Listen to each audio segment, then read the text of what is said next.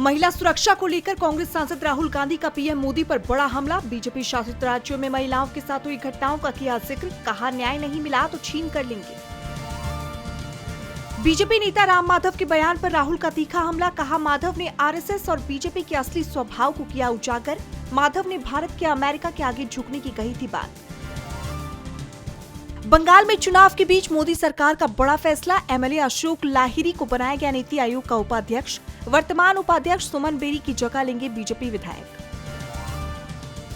कपिल सिब्बल के साथ बातचीत में बोले पूर्व मुख्य चुनाव आयुक्त एसवाई कुरैशी। चुनाव आयोग की विश्वसनीयता पर उठाई सवाल, कहा इस संस्थान से खत्म हो रहा लोगों का भरोसा।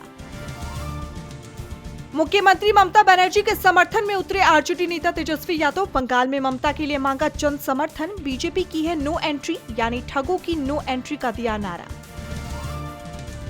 आम आदमी पार्टी से बीजेपी में गए सांसदों पर सीएम भगवंत मान ने कसा तंज, कहा अदरक लहसुन जीरा मिलकर स्वाद तो बनाते हैं लेकिन खुद सब्जी नहीं। राघव चड्ढा समेत 7 सांसदों ने छोड़ी है पार्टी। स्वाति मालीवाल ने आम आदमी पार्टी छोड़ने का किया ऐलान। पार्टी पर लगाए गंभीर आरोप, कहा भ्रष्टाचार, गुंडागर्दी और झूठ से जुड़ी हुई है आप में बगावत पर अन्ना हजारे की 2 टूक, कहा अगर सही रास्ते पर चल रही होती पार्टी तो ऐसा कुछ नहीं होता। पार्टी लीडरशिप का बताया फॉल्ट। 30 अप्रैल को यूपी विधानसभा का सत्र, महिला सशक्तिकरण का उठेगा मुद्दा। सत्ता पक्ष और विपक्ष के बीच टकराव के आसार। बीआरएस की पूर्व नेता की कविता ने अपनी राजनीतिक पार्टी की लॉन्च, कहा टीआरएस यानी तेलंगाना राष्ट्रीय सेना के नाम से जानी जाएगी नई पार्टी। बीआरएस से सस्पेंड होने के बाद बनाई पार्टी। इस्लामाबाद में ईरान के विदेश मंत्री अरागची और फील्ड मार्शल आसिम मुनीर की हुई मुलाकात। द्विपक्षीय संबंधों, क्षेत्रीय स्थिरता और चल रहे कूटनीतिक प्रयासों पर हुई चर्चा। अमेरिका ईरान की सीधी बातचीत पर फंसा पेंच। ईरान जंग पर अमेरिकी रक्षा सचिव हेक्सेथ का बड़ा दावा, कहा कंट्रोल हमारे हाथ में है।